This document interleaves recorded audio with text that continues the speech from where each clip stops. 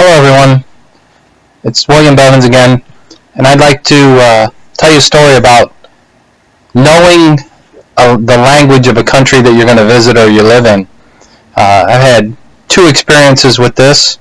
The first one was with my boss. We were in Germany, and he was very interested in buying a knife.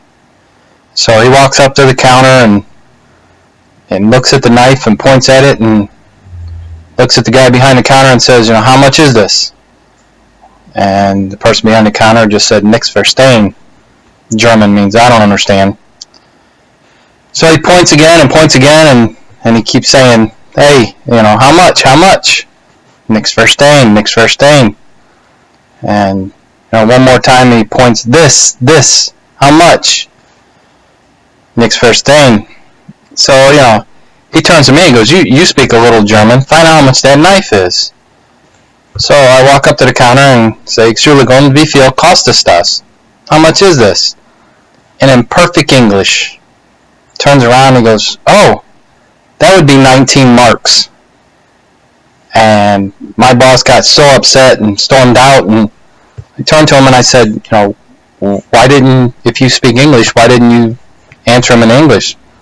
He said, because he didn't make an attempt to speak my language.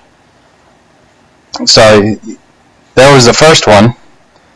And the next one was back in Germany. My wife had come over. She was already 6.5 months pregnant. And we lived too far from an American hospital, so we had to deal with a university German hospital.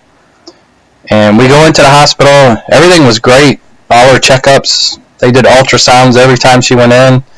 The nurses spoke English to her, the doctor didn't, but it was pretty nice until she went in the delivery room, and we walked in the delivery room, and they had a screen window, and the window was open. That was in June, and she's kind of panicking, and the doctor starts yelling at her, "Entschuldigung, excuse me.